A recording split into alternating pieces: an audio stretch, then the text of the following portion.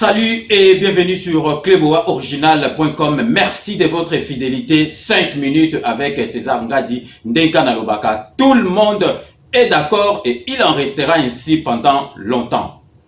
Boyebinga avant ça la 5 minutes na kanisaka na kendaka mbangu te parce que biso congolais trop tozalaka émotionnel likambuka bo pumba mbangu après okanisi après ngai avant ça la 5 minutes na kanisaka ebele donc ngai philosophie na ngai zalaka ataboza 1 milliard ya batu ngai soki na yebi eloko nazo sala ezali malamu na kondimela mutu te na kosala yango po na yebi ke ezali malamu nazali pe kopesa conseil na bato balandaka 5 minutes bayebake na mukili oyo mutu ayebi yo koleka yo moko azate ezala mama na yo ezala mwasi na yo ezala ndeko na yo mutu ayebi yo koleka yo azalite yango na soko za na boule no moko lingo sala batu musuwa ekosimba te mutu kwa sala mais soki yo yebi ekosimba sala yango parce que le mususu nzamba pesa yo chance ya suka yango wana ekobakisa mibale te omona pa oyokeli batu go bangi otiki donc mutu ayebi yo moko koleka yo azate donc yango nga nazo na bino na 5 minutes nga soki na lobi likambu na lobango te avec émotion ou bien na lobango te pour faire plaire une partie à communauté ou bien pour faire plaire batu na sala yango te et puis na lobakate avec sous-entendu ou bien na lobaka boyo ka voir na ngande na lobaso na lobi likambu na yebi makambu na lobi yango na vanda banda émission à lelo sujet lelo na aborder yango na ngina sabino que émission précédente na lingina sala mise au point mukie parce que ngana ko sala mise au point na ko sala teke na lobby après on a lobaki mabe na sengi pardon ngai na 5 minutes avec César Ngadi boko yokaka yango te donc na ko sala mise au point pour na expliquer batu ndeng masolo ezalaki donc elingi kolakisa te parce que batu bele ba bengi ngai oh non ozali ko kotela mbeba oh changer idolo ya 5 minutes ezali kaka idolo ya 5 minutes donc 5 minutes ezo dépendre na parti politique mon côté ezo dépendre na candidat ya élection présidentielle mon côté donc 5 minutes eza ya IDPST 5 minutes eza ya MLCT 5 minutes encore moins ya Katumbi ou Fayulu ou mutu mususu oyo azali politicien na mboka donc yango na nazaka na liberté na ngai ya koloba donc na loba kama kambo o na monike na koyi koloba ata batu bazali d'accord te mais ngai na yebi ke na zoloba makambo ya bien oyo ekosunga bana mboka donc revenons un peu na émission précédente o na lobaki ke ngai nazali d'accord pour na sénateur Mbemba aya na Paris toyoka ye et la kisite ke soki na lobi ke na ndimi ke sénateur Mbemba aya na Paris ke to bosani phrase na ye j'ai accepté l'inacceptable to bosani yango te to bosani te ke asala na Kanambe soki lelo Kanambe azali na tête ya pays na biso donc yepe azali na kati ya makambo parce que ya permetaki Kanambe azana na kati et la kisite ke ngana lobi ke non donc azam mutu malamu bien donc personne n'est parfait donc na ndimi to yokaye parce que tout ça na démocratie biso mo tozo vanda awa so to ningi ko yoka batute et puis yazali mutu ya Kanambe te que officiellement bato to koki kotike la tante baza bata PPRD na bato basai la Kanambe wana kutu bako fongola mbanga na bango te awa basala ba makambo donc parce que congolais to komi neti donc congolais a koma na ye ko sala semblant de ne pas comprendre. Congolais mona likambozo bisa zo comprendre mais azo sala semblant de ne pas comprendre. Donc makambo politique et komi neti makambo ndule donc mutaza kota wera alingi mutaza kota JBT mutaza kota fali alingi mutaza kote ya faire et ata makambo zabe donc makambo ngo ekotiti na ndule. Donc il a qui cité que soki na lobby que non toyoka champion Mbemba parce que tokoko boule na place na été parce que Congolais comment ko boule ko lika mukolo boule donc mutu mukolo boule na lobby te mais Congolais azoba ah koloba déjà boy nani ngo yebi makambo koloba ata donc ezalité ka boya wana abosala netike donc discours aye nye ou bien petit discours ateni toke ezali li solo aye avandi a sololi biso pe tozali na makambo koloba to tunye mituna yo so mona na teke muta senga solola aye pe wa baye a regretter pour ani ko solola donc ezali toko yokaye parce que il faut to yokaye to yebi boule na yete parce que congolais a comment ko boule ko leka mukolo boule ezali ko laksa te ke ngai na ndimi ke o Mbemba ba musuzo wa ko muta Mbemba ah lelo na ko muta Mbemba lobe ezali ki mutu ya Félix ah ben c'est bien congolais azali expert ya ko attribuer batu ba appartenance politique Donc lobby ezalaki Félix le comme Mbemba et puis nazo profiter de l'occasion qui m'est offerte ndenge nazaka devant bino na yebisa bino ke IDPS Guy Michaud Owanzo alobaki parce que azaki na makambo loba alingaki kaka leka na 5 minutes na pesaki pe appel na lobby mutu oyo azali na besoin aloba a contrer Guy Michaud na makambo lobaki ya IDPS aya na yokaki mutu moka bengaki ngai alobi na nga non na ngoloba contre Guy Michaud alobaki na nga akobenga nga tilelo abenga nga te nazo réitérer susu demande na nga wana soki mutu wana zoka ngai abenga ngai na kotikela ye ndenge na tikelaki espace na Guy Michaud Owanzo oyo ya IDPS la kisite ke so na tikeli ye kengana na za d'accord na makambo be mutu tu azana droit ya koloba makambo oyo azana loba. Donc congolais to changer congolais to tika makambo oyo ya émotion ngai tang na seli émission oyo ya Jean-Pierre Mbemba 2 ou 3 partout ba benga inga ba bengi ngai po ba loba na ngaki oh non Mbemba ko ya te mais tant to sololi na bango buya ya quelques minutes na suka ba pesinga raison ah papa ozali na raison ga domoni émotion na bino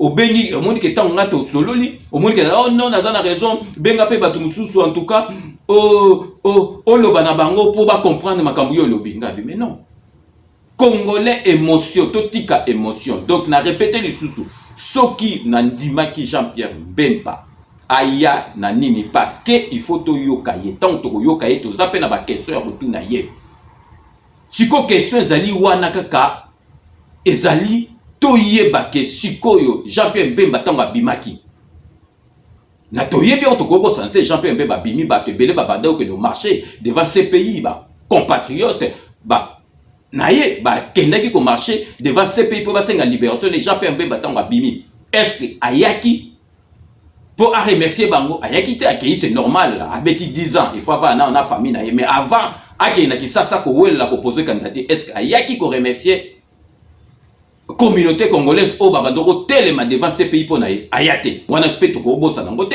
et puis sikoyo to poser question toujours le basiko soki Jean-Pierre Mbemba ba invalidati était est-ce que alinga iko bandoko luka communauté congolaise denga lingo luka sikoyo soki Jean-Pierre Mbemba ba invalidati était est-ce que ngo ça la démarche ozo ça sikoyo nyo surtout wana ezali ba question oyo to ko tout na yeso ki aye soki to tuni était yeba ko lo ba kenga na ngo sola na bandeko na ba boyi sikoyo akozwa raison ya wana bibotika ko condamner mutu ndenge to balobaka na justice par défaut botika ya lobe la cité que soki aye ko loba makambo oyo ngana yebisi bino to bosani yango no to bosani yango te toyoka ye makambo ko loba mutu pa ko ya ko loba sengo loba aye pe alobi bêtise toyoka ye donc makambo ako loba po to yeba ndenge ni to répondre donc ya wana ezalaki mise au point na ningaki na sala pour bon comprendre pour bato bengi ngai bato azomona oh non ozokote la mais non congolais totika sentiment donc aningi ko loba donc botika ya loba toyoka ye biso pe to retourner mituna to koyo boma na pamba kana meso to bomani akosepla kuna muto to ko boma azoma solo na mbutu pe na dikosi ezali kana mbeza muto mususu te donc nazo profiter pour na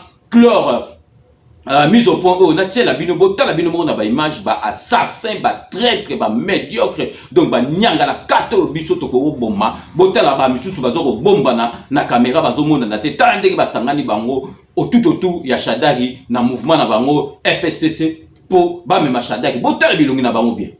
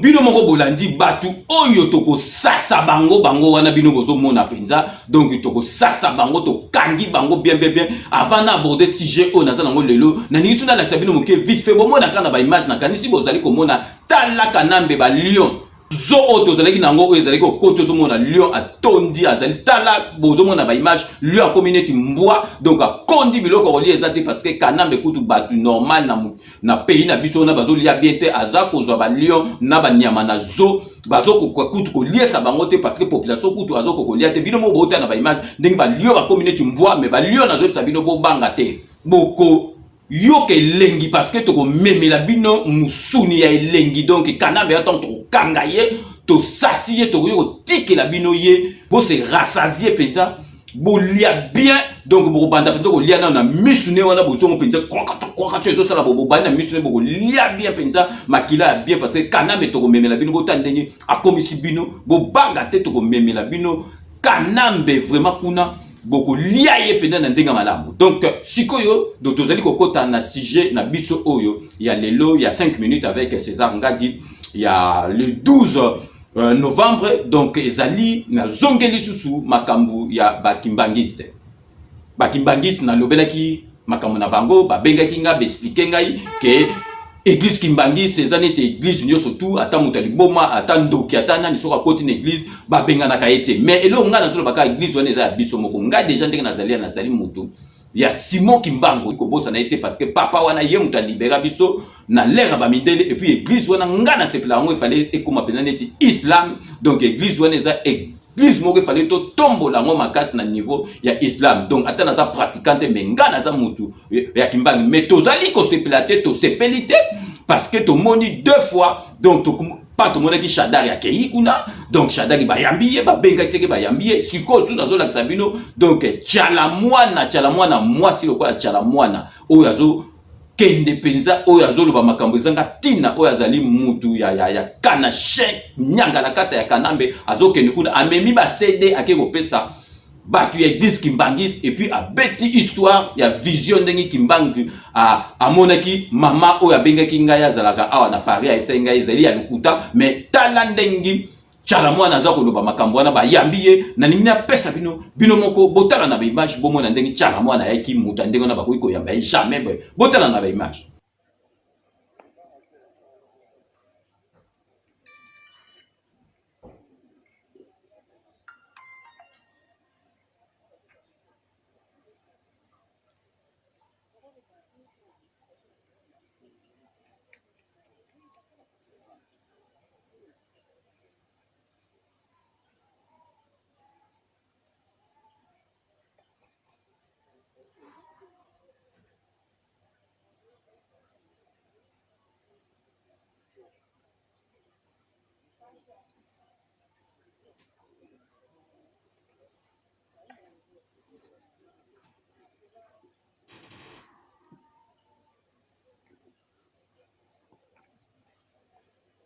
na komba tata mwana molimo sans ndenge toutaki koloba cérémonie ezali mokuse mama tiala mwana akoyemba nzembo oyo ya prophétie liboso ya papa mpona kotémoigne ete prophétie nde eutaki awa biso nyonso tokolanda soki asilisi koyemba tobeti maboko biso nyonso nde akei kopesa asene epai ya mokonzi ya kuna sikoyo topesi mikro epai ya mama tiala mwana.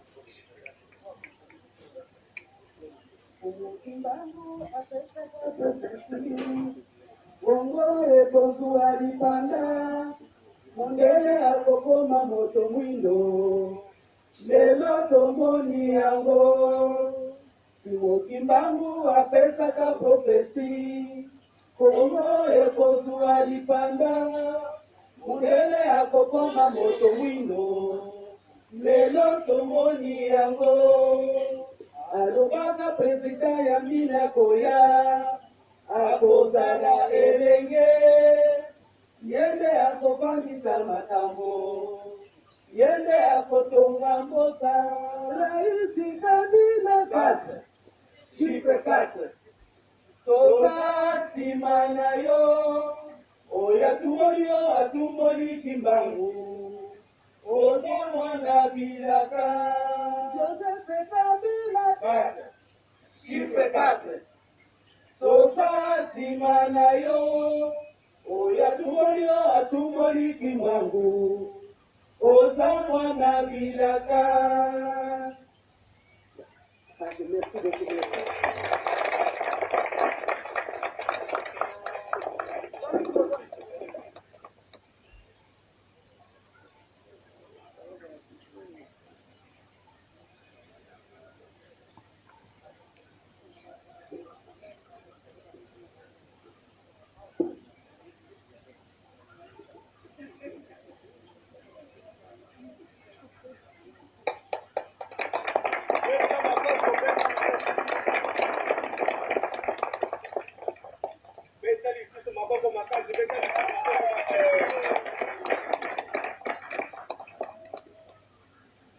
Voilà, wana ezali photo ya souvenir mama nationale mamotala mwana na loyembo kitoko asili koyembela biso mpona koconfirme prophétie ya papa Simon Kimbangu yango wana aye mpona kokutana na ye moko Simon Kimbangu nde ye wana komona ye mpona kolakisa ete mokili na biso ezali na maboko ya papa Simon Kimbangu.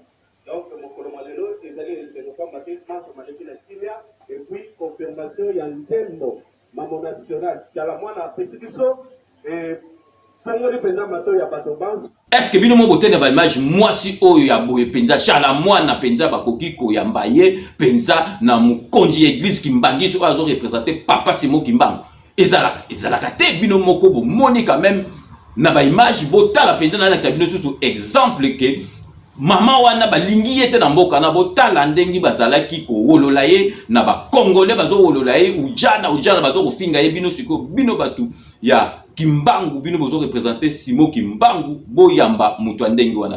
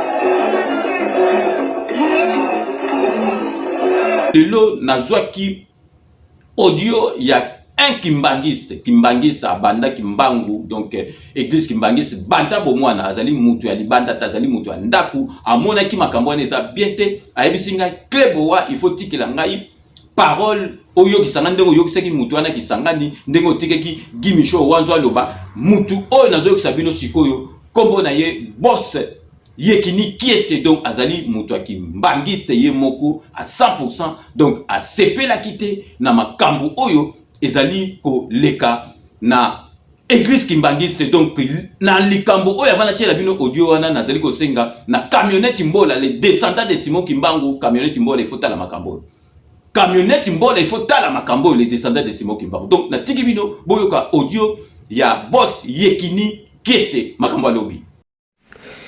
Bonjour, bonsoir et bonne nuit selon l'heure à laquelle vous suivrez ou entendrez cette audition auprès de César Ngadi. Je me présente. Boss Yekini Kiese, chanteur, auteur, compositeur, interprète, producteur, président, fondateur de l'association Cap Musique Sagesse Exigée. Ma réaction est la suivante par rapport à la situation dont l'émission et la réaction de certains membres de la communauté kimbanguiste ou des églises kimbanguistes dont je suis l'un de membres aussi. Dans le sang, ainsi qu'en tant que Congolais. Je réagis par rapport à la situation des Bakambi kimbanguistes. Je peux utiliser les deux langues, il n'y a pas de souci. Mais, je vais dire ceci. Tant que Barsevaki Chadari, M. Chadari, Emmanuel, ils se sont dit, vu la réaction de Sabatou, donc, Bango Bayambaka Moutuni en Sotou. Il n'y a pas de problème.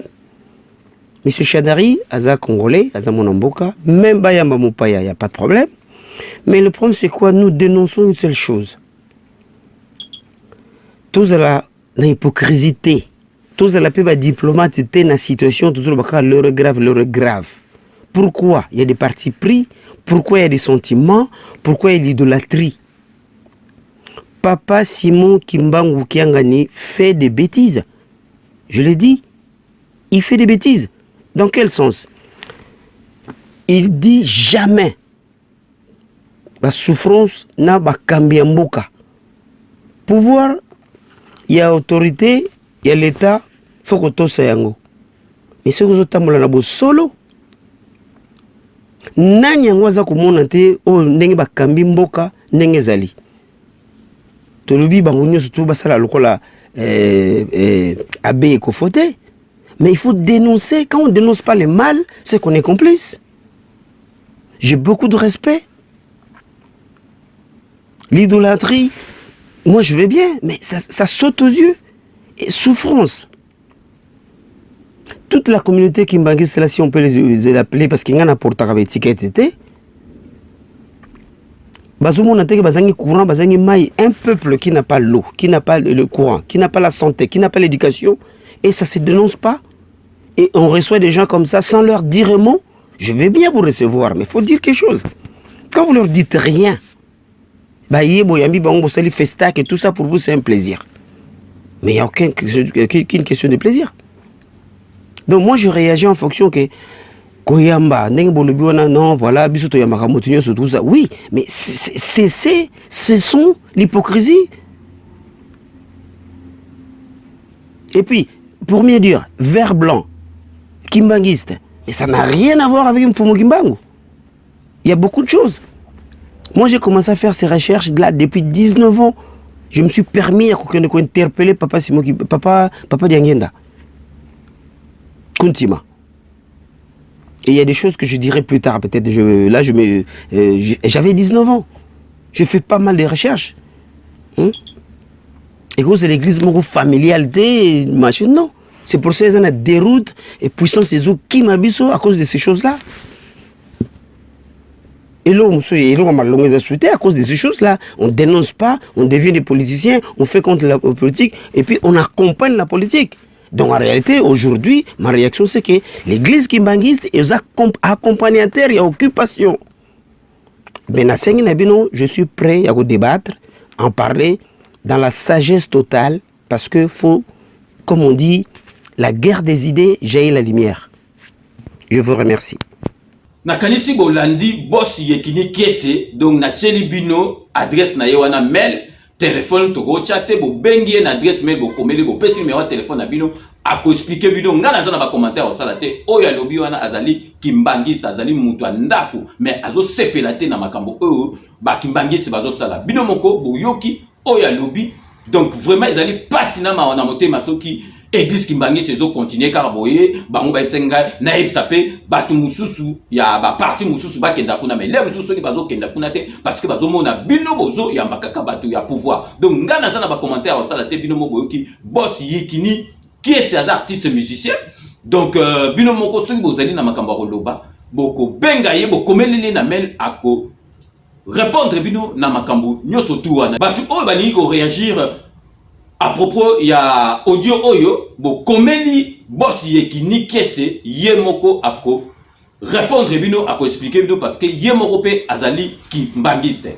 Donc ndenka tolobaka na 5 minutes vraiment tokomi vers la fin ya émission na biso mais to suki sango na note moko ge na vidéo moko oyo et zongisa batu tout à la raison et détendre batu donc et à PCP batu na makamunyo surtout oyo tolobi donc toujours la vidéo moko pour reconnaître ba homme politique ba sale on a ndenge ya vidéo moko pour essayer ça batu bino moko landa vidéo.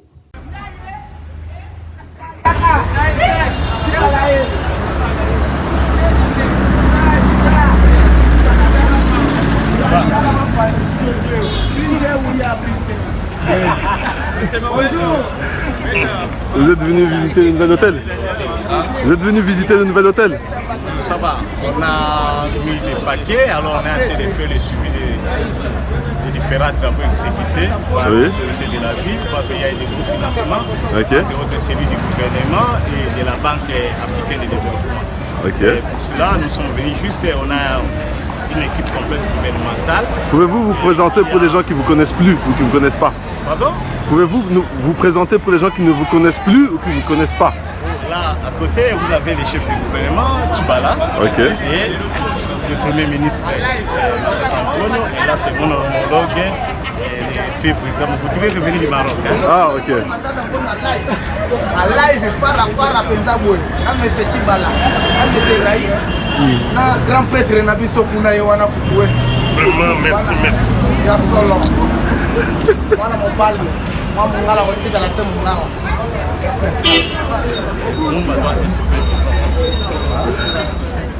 Donc nakanisi to landi vidéo oyo bomoni Mobutu donc waneza ba sozi ya Mobutu donc ya nyangala kata oyo donc ya Kanambe zoba oyo ya Kanambe bomoni premier ministre na plus ya zoba ya médiocre et puis bomoni ba président nyoso tout ba leka wana bomoni vraiment et c'est ici ba tout donc to komi na suka ya émission na biso donc pour rappel. En guise de conclusion, point de vue nangai, donc si c'était à refaire, donc raison oyongai na lingi ayato yokaye, il a excité que ceux qui ayeto yoki to bosen makamone surtout, donc nasi na lobeli yango ebele. Donc sikoyo to komi na suka ndenge na lobaka ke nous vous laissons le soin d'en tirer vos conclusions et de nous faire parvenir vos commentaires comme d'ailleurs vous en avez l'habitude de faire. C'est la fin de ce 5 minutes avec César Ngadi. Merci de l'avoir suivi. Nous allons nous retrouver dans 48 heures pour un nouveau numéro. D'ici là, portez-vous bien et à très bientôt. N'oubliez pas, tout le monde est d'accord et il en restera ainsi pendant longtemps. Dès qu'on a zoloba, Kanambe, ceux qui a longwe, tout ça les pertes. Kanambe, faut zoma solo, n'amboutu pena dikosi. À très bientôt.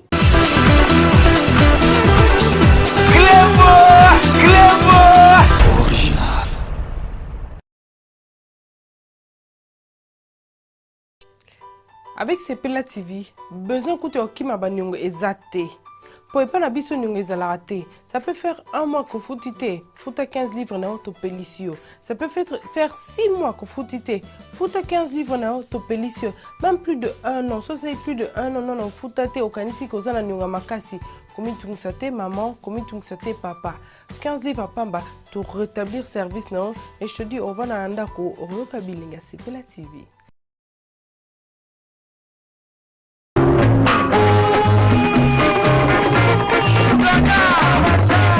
La maison Saint-Hygiène Production présente le samedi 17 novembre 2018 de 21h à l'aube au Palais Chanawaz, numéro 15 avenue Salvador Allende à Épinay-sur-Seine. Une spéciale soirée hommage aux disparus du clan Langa Langa. Avec la participation du poète Efonke Gina Wajina, Pepe Fele Manwakuwaku, grand-père Benz Bozi Boziana, Benny Kopopolipo, Belobi Merijo, Balage de Lukendo, JP Boussé, Mwaka Oncle Bapius Bepes, Adamo Ekula, Tilon, Endo et plusieurs autres invités à ne pas manquer. Venez vivre l'ambiance Clan Langa Langa. Danse. Amis internautes, bonjour. Retrouvez-moi, votre journaliste de marque, Mado Chako, la Oprah d'Afrique, la Venise de la République démocratique du Congo, dans votre nouveau concept Arbitre. Votre émission qui a pour but d'accueillir tout corps de métier artistique. Mado Chakola Opera d'Afrique arbitrera bien sûr le match qui se tiendra entre votre invité et vous à la radio Nouvelle Génération MNG 99.7 tous les jeudis à 14h30.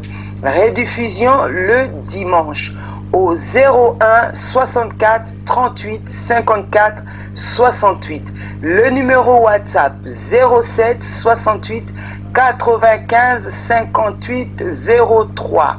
Je vous assure, soyez nombreux à participer, vous ne serez point déçus. Restez scotchés, celle qui vous aime, qui vous estime. À bientôt. Décédé le 17 août dernier, c'est finalement le samedi prochain, 17 novembre, que l'artiste et musicien Dodo Monoko, ancien de Zaiko Langalanga, ancien d'Afriza International, sera inhumé à Los Angeles. Et en ce dimanche 18 novembre, les artistes et musiciens vivant à Paris et regroupés au sein de l'association des artistes Congo-Sébenin, présidée par Danos Kantoni Bouma, vont donc rendre hommage à Dodo Monoko ce dimanche. Ils vont se retrouver à partir de 15h chez Seske Molenga à la salle des artistes située au 46 rue Saint-Just 93 130 Noisy-le-Sec. Merci beaucoup au président Adios Salemba pour cette information dont tout se passe sous la coordination de Rouf Boutanganga, donc l'hommage des artistes et musiciens congolais vivant à Paris à Dodo Monoko. C'est tout à l'heure ce dimanche à 18h chez Seske Molenga à la salle des artistes au 46 rue Saint-Just 93 130 Noisy-le-Sec. Moi, César Ngadi, Kleboa, retrouvez-moi tous les samedis de 14h à 16h dans l'émission Rendez-vous avec le Patriote sur la MNG Radio 99.7 FM.